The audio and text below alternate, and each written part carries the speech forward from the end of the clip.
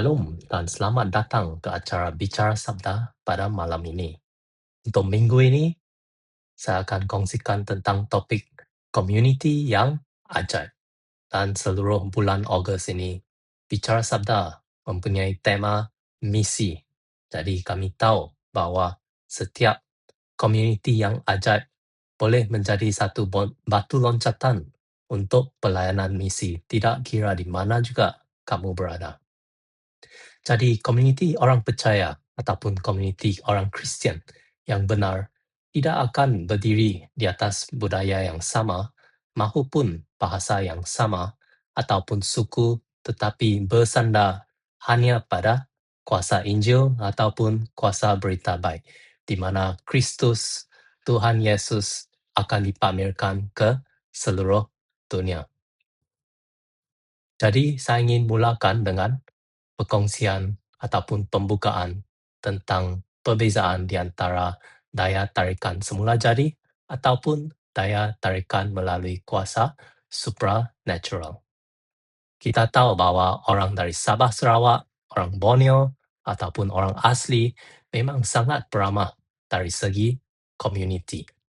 Terdapat semangat kampung ataupun semangat serumpun di mana semua orang yang walaupun berasal dari kampung yang berlainan tetapi lihat, kita semua serumpun, kita boleh begal ataupun kemesraan akan menjadikan sesuatu persekutuan sangat-sangat natural ataupun sangat-sangat biasa. Soalan yang saya ingin tanyakan adalah, adakah kemesraan di kalangan gereja-gereja bahasa Malaysia berhasil daripada berita baik ataupun Injil, ataupun ia datang secara semula jadi kerana orang Borneo biasanya ramah dan senang memupuk hubungan silaturahim dengan orang yang mereka baru kenal. Hal ini adalah sesuatu yang saya ingin kita renungkan sekejap, kerana kemesraan itu memang sesuatu yang sangat biasa di gereja BM berbanding dengan gereja bahasa-bahasa lain. Tetapi saya ingin kita renungkan seketika, adakah itu berasal daripada diri sendiri, berasal daripada budaya orang Borneo, ataupun ia berasal daripada Injil.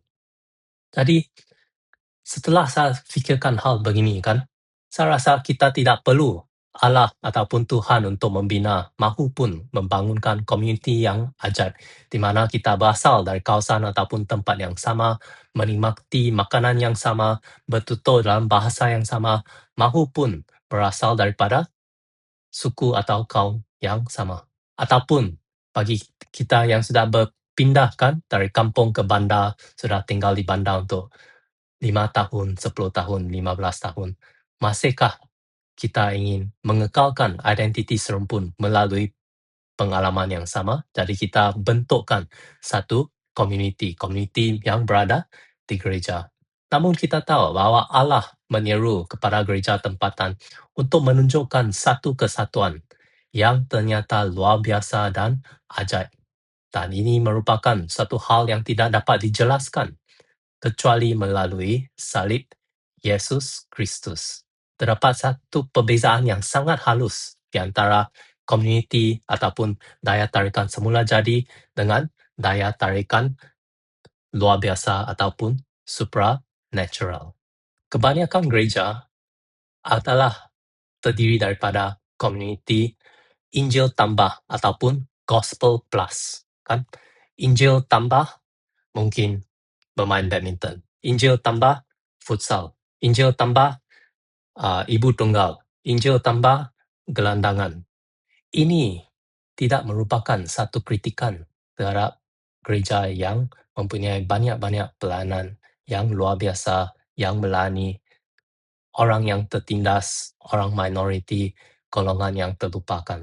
Tetapi saya ingin kongsikan, mungkin memberi satu pandangan dari sudut yang baru apabila gereja ingin melakukan misi. Kerana kita tahu bahawa misi itu tidak bermaksud hanya pergi ke tempat yang jauh, pergi menjangkau orang yang memang sangat berbeza bahasa yang di mana kita tidak boleh tahu ataupun bertutur dalam bahasa mereka, tetapi melalui penterjemahan. Tetapi misi juga terdiri daripada orang yang dekat, orang yang berlainan daripada kita, orang yang mungkin berasal dari etnik ataupun ras yang berlainan.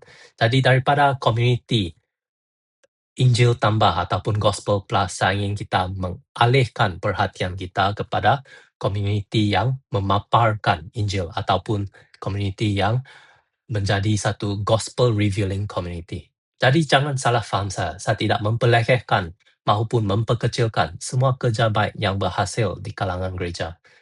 Yang itu mungkin terdiri daripada kumpulan belajar Alkitab untuk ibu-ibu tunggal ataupun kumpulan orang bujang ataupun pelayanan kebajikan di kalangan gelandangan, di kalangan penagih dadah, di kalangan orang pelarian.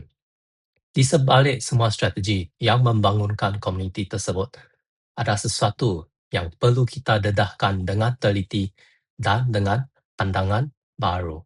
Mari kita kembali melihat kumpulan ataupun memerhatikan kumpulan kecil untuk ibu-ibu tunggal tadi. Tidak salah bagi seseorang untuk ingin bergaul dengan orang yang mempunyai pengalaman hidup yang serupa. Ya, salah satu kecenderungan semula jadi dan boleh membawa manfaat secara rohani. Namun jika ia adalah tunjang ataupun yang utama bagi apa yang kita panggil community gereja, saya bimbang, saya khawatir kita sebenarnya telah membangunkan sesuatu yang akan wujud meskipun jika Tuhan ataupun Allah tidak ada di tengah-tengah hal tersebut. Jangan rasa bersalah apabila kita menikmati persahabatan yang mungkin wujud walaupun jika Injil itu tidak benar. Saya ingin kita memperakui bahawa usaha membangunkan komuniti berdasarkan ikatan semula jadi semata-mata ada kekurangan dan juga kelebihannya. Biasanya kita melihat wadah seperti persekutuan ibu-ibu tunggal dari sisi yang positif. Tetapi adakah kita pernah tanya, apakah kekurangannya melihat pelayanan tersebut dari sudut yang berlainan? Jika kumpulan yang kecil atau yang istimewa ini mencirikan komuniti dalam gereja-gereja kita, maka saya ingin membentangkan bahawa komuniti kita tidak lagi memberi satu perasaan keajaiban atau komuniti kita tidak lagi mengagumkan dunia di sekeliling kita. Memang nyata terdapat banyak hubungan yang terbentuk secara semula jadi dalam gereja kita. Ramai kawan yang mempunyai minat yang sama yang berkumpul. Jadi kita panggil, rakan sekerja, orang yang berasal dari status sosial yang sama ataupun dari sukan yang sama. Kita jemput mereka ke gereja, itu tidak salah. Tetapi hal tersebut akan wujud sekalipun jika Injil itu tidak ada ataupun Injil itu tidak benar. Menjadi satu klub sosial ataupun klub hobi ataupun klub di mana minat yang sama kita akan berkumpul. Jadi itu sesuatu yang biasa dan sangat membantu. Namun kita seharusnya ingin melihat banyak hubungan dijalinkan hanya disebabkan oleh Injil. Dan ini adalah intipati hati Allah Bapa di syurga. Apabila kita melakukan misi yang ingin melihat orang daripada pelbagai latar belakang yang datang bekerjasama bersatu oleh kerana kuasa Injil yang ada di tengah-tengah mereka. Jadi biasanya kita menyiasatkan tidak lebih daripada komuniti yang dibina atas dasar persamaan. Bagaimana pula dengan komuniti gereja anda? Adakah komuniti gereja anda, adakah komuniti gereja saya akan berbeza ataupun berubah jika kita menyiasarkan komuniti yang bercirikan hubungan yang ternyatanya ajaib. Apabila orang luar melihat, mereka tahu, gereja ini merupakan satu gereja yang luar biasa. Jemaat ini terdapat sesuatu yang membezakan jemaat di gereja ini daripada jemaat di gereja lain. Dengan istilah ajaib yang saya pakai, saya tidak bermaksudkan pengertian mistik ataupun rohani yang sama-sama seperti yang digunakan dalam budaya yang sangat popular pada hari ini. Apa yang saya ingin sampaikan melalui pernyataan komuniti yang ajaib adalah gagasan yang sangat-sangat alkitabiah, iaitu kedaulatan pekerjaan Allah dalam masa di mana kita berada untuk melakukan perkara-perkara yang melampaui hukum alam semula jadi. Jadi, dengar baik, saya tidak menyatakan ataupun menyeru kepada kita supaya kita meninggalkan semua hubungan di mana kita berkongsi Kristus dan juga perkara yang lain kan.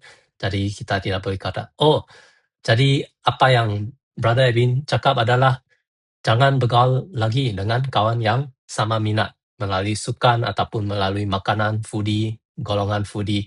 Tidak, itu bukan maksud saya. Tetapi Tuhan menggunakan kecenderungan sosiologi kita. Setiap gereja memiliki budaya tertentu, perasaan tertentu, majoriti yang tertentu. Adalah tidak jujur untuk mengatakan sebaliknya. Untuk mengatakan bahwa sebuah jemaah tidak mempunyai persamaan kecuali Kristus. Itu tidak jujur. Tetapi perkara sejenis tertarik kepada yang sejenis. Itu yang kita sudah tahu. Dan itu adalah hakikat semula jadi.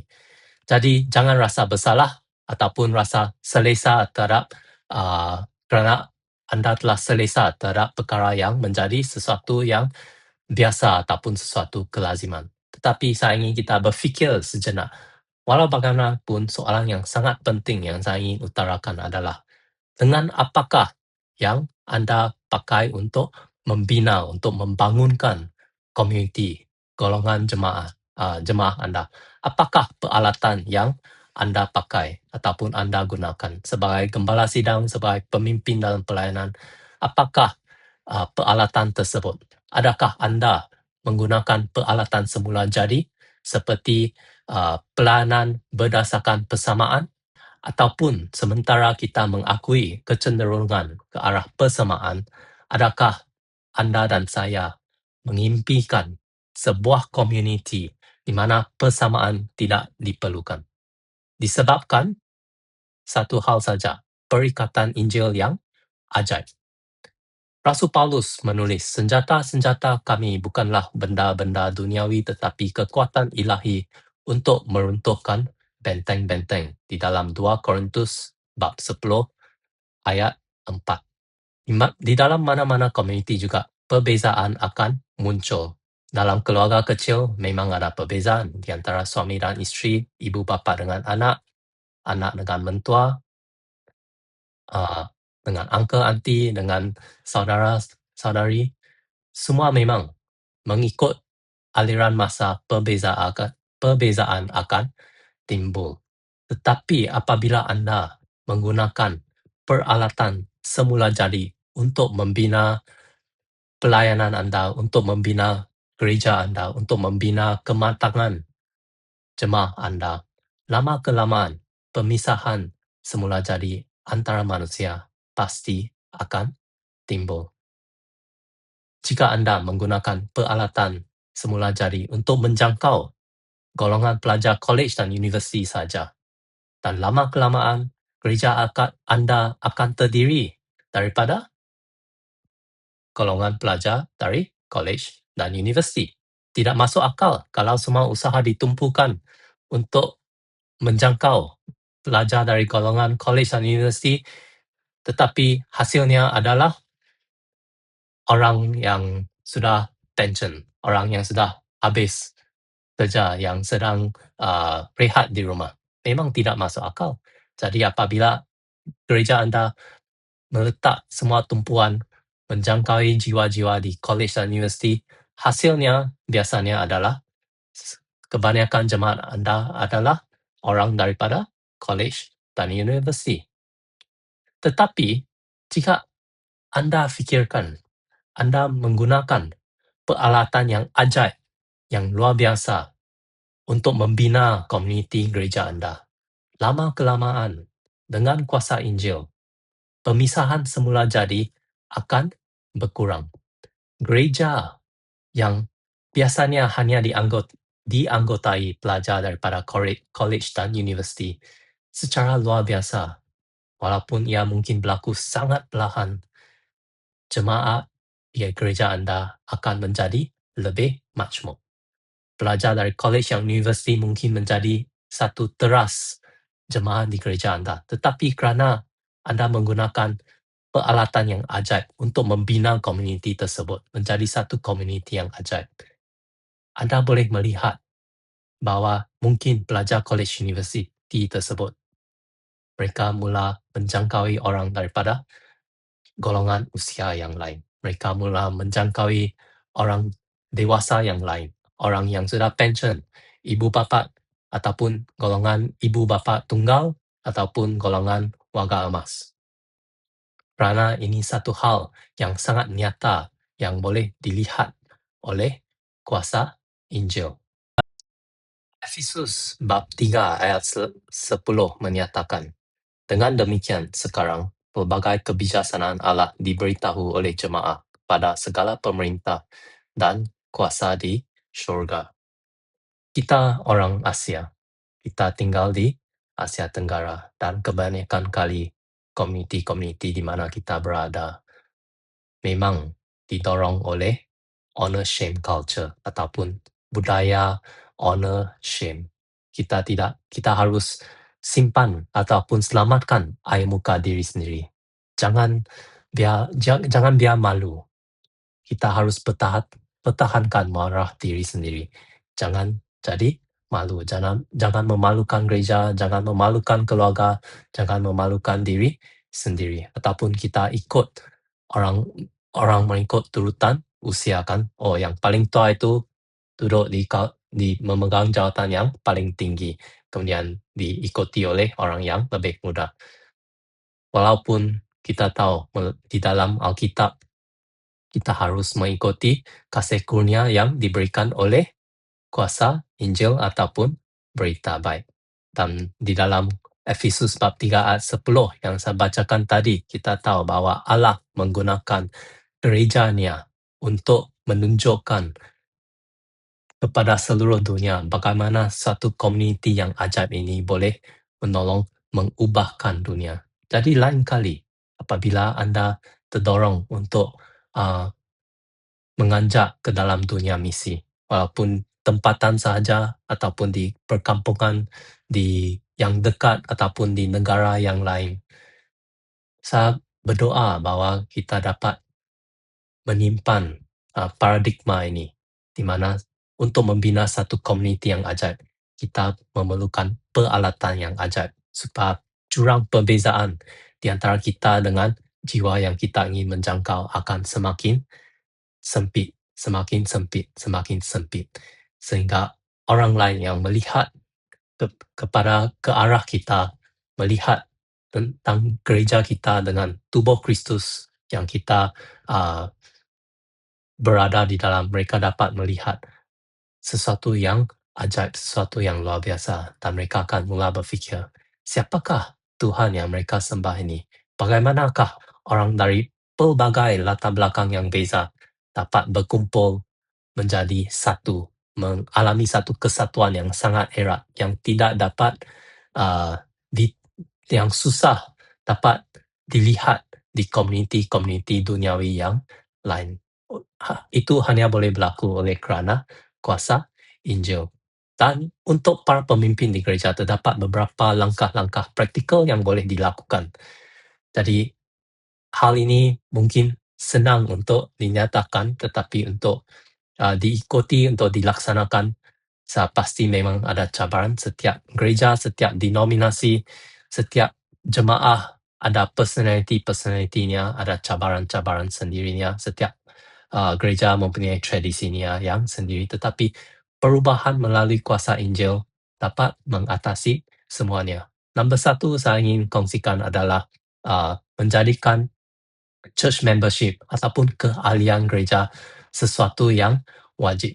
Biasanya waktu saya membesarkan di gereja, saya selalu fikir, apakah kebaikan menjadi ahli gereja?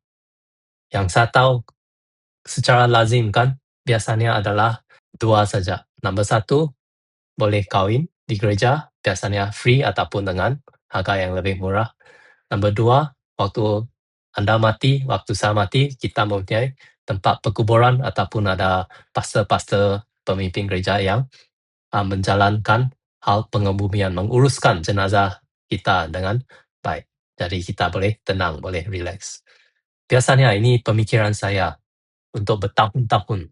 Oh, apa itu maksudnya menjadi satu ahli gereja? Apakah pandangan Anda tentang keahlian gereja?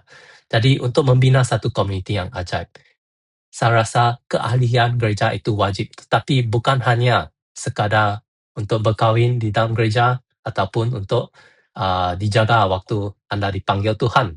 Tetapi keahlian gereja itu mewujudkan satu suasana yang sangat penting.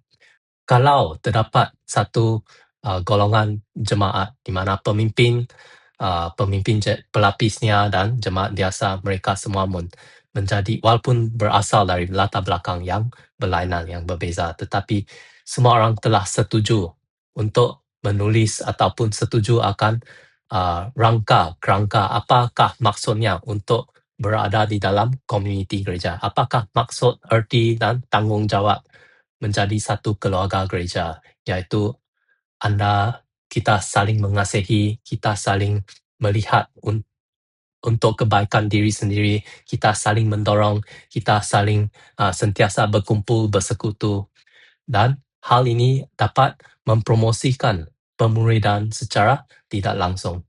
Kerana hal ini apabila semua orang berkumpul sebagai satu keluarga yang besar, kan, mengasihi diri sesama sendiri akan menjadi sesuatu yang lebih biasa.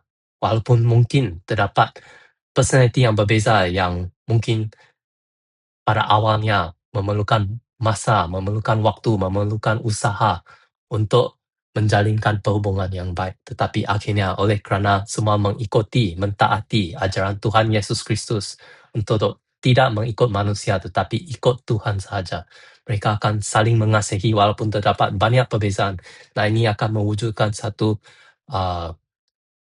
keluarga rohani yang sangat luar biasa. Ini akan menjadi satu batu asas untuk komuniti yang ajaib. Dan ini kalau Anda perhatikan, jika hal tanggungjawab sebagai ahli gereja ataupun keahlian gereja hanya terbuka kepada mereka dan peluang untuk melayani di gereja hanya terbuka kepada mereka yang menjadi ahli gereja, ini akan meletakkan satu tanggungjawab di mana mereka rasa mereka belonging. Mereka memang berada di dalam satu keluarga rohani yang besar, yang luar biasa. Dan orang lain dari luar, kalau mereka melihat ikatan yang sangat rapat ini, dan mereka datang setiap minggu beribadah, tetapi mereka rasa, oh, ada sesuatu yang saya rasa saya kurang.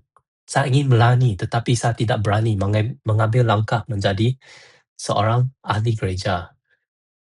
Kita ingin menggerakkan orang daripada rasa selesa untuk sebelum boleh melayani, tetapi kita ingin menggerakkan orang dalam posisi di mana tanggungjawab sudah sedia ada dan mereka mula melayani, mula menunjukkan apa-apa kurnia roh ataupun buah roh yang mereka boleh tunjukkan. Ini sesuatu yang kita ubahkan pemikiran mereka. Dan apabila satu komuniti yang ajaib ini menunjukkan satu praktis menyambut sesama ataupun hospitality secara alkitabiah yang sangat-sangat ikhlas, membuka rumah, membuka hidup kepada orang yang kita mungkin kurang kenal di golongan gereja, merentas generasi, dan bukan terhad kepada kawan-kawan yang rapat saja. Orang lain dari luar boleh melihat, inilah satu komuniti yang ajaib, yang saya ingin melaburkan hidup saya. Saya ingin lebih matang lagi dari segi pelayanan. Saya ingin lebih matang lagi dari segi kehidupan kekristenan. Oleh kerana bukan kerana saya ingin mengejar lebih banyak pahala di syurga, tetapi oleh kerana kasih kurnia Tuhan Yesus Kristus dalam hidup saya. Jadi saya ingin menjadi sebahagian daripada komuniti yang ajaib ini. Jadi menjadikan keahlian gereja sesuatu yang bukan sekadar formalitas saja, tetapi sesuatu yang penting, sesuatu yang memberi lebih banyak keistimewaan daripada sekadar untuk berkahwin ataupun untuk dikebumikan saja, akan menjadikan seseorang yang percaya kepada Tuhan Yesus Kristus, memberi satu impetus, memberi satu dorongan untuk menunjukkan bagaimana mereka boleh berkongsi dalam kehidupan rohani secara besar-besaran dengan satu jemaat. Dan hal ini dapat menolong kita melangkah ke dalam dunia misi dengan lebih tepat lagi, dengan lebih maju lagi, kerana kita boleh menjadi satu contoh kepada orang di luar, di mana mereka akan memerhatikan setiap gerakan kita, mereka akan memerhatikan setiap patah perkataan, setiap perbuatan kita untuk melihat, inilah satu komuniti yang sangat luar biasa. Walaupun mereka ada yang baru percaya saja, ada yang sudah lama percaya, tetapi apabila mereka berkumpul oleh kerana ikatan Yesus Kristus, oleh kerana kuasa Roh Kudus, mereka dapat melakukan perkara yang sangat luar biasa. Mereka dapat mengatasi semua cabaran yang dilihat dari awalnya mustahil, tetapi mereka mampu melakukannya, mereka mampu melaksanakannya. Dan walaupun ada waktu di mana mereka mungkin bertengkar ataupun waktu di mana mereka terdapatnya perselisihan faham, tetapi akhirnya oleh kerana kuasa Kristus, oleh kerana kuasa Injil dalam hidup jemaah ini, mereka dapat mengatasinya, membereskannya dengan baik. Salah satu contoh yang sangat bagus boleh dilihat di dalam Kisah Para Rasul, di mana pada awalnya kan, di awal gereja, semua para rasul sedang memberitakan berita baik kepada semua orang. Tetapi terdapat satu golongan balu-balu Yunani yang tidak begitu gembira kerana mereka rasa ditindas, tidak diberi perhatian yang sepenuhnya, bahawa tidak adil mereka, golongan Ibrani tidak berlaku adil terhadap golongan Yunani. Jadi mereka mengutarakan ketidakpuashatian mereka kepada para rasul. Apa yang para rasul lakukan?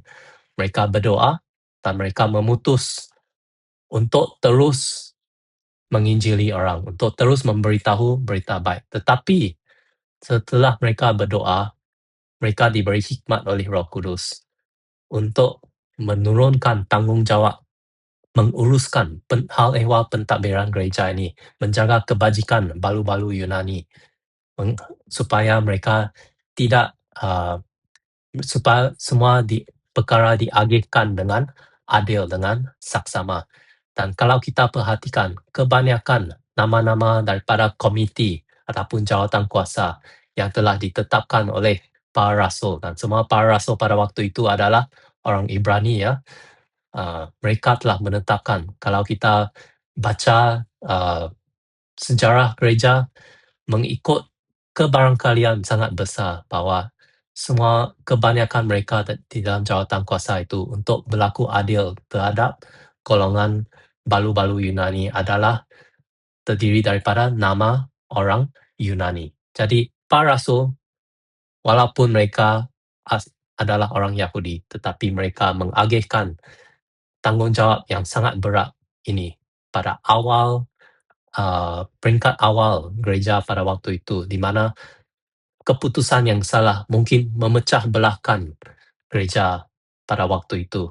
Satu situasi yang sangat genting, satu situasi yang sangat sulit, tetapi mereka mempunyai hikmat daripada Roh Kudus untuk mengendalikannya dengan baik. Dan mereka dengan berbesar hati, dengan sudi memberi kebanyakan tanggungjawab tersebut kepada orang berbangsa Yunani untuk melaksanakan dengan adil. Dan di dalam Kisah Para Rasul kita baca teruskan bahawa tiada orang yang komplain ataupun merungut selepas itu, kerana saya pasti percaya bahawa apa yang jawatan kuasa tersebut melakukan adalah adil. Dan Stefanus merupakan salah seorang daripada ahli jawatan kuasa tersebut. Jadi di sini kita boleh melihat satu contoh yang sangat luar biasa, di mana terdapat satu komuniti yang ajaib yang disatukan oleh kuasa Injil, dan mereka dapat melakukan misi yang luar biasa, menjangkaui orang dari pelbagai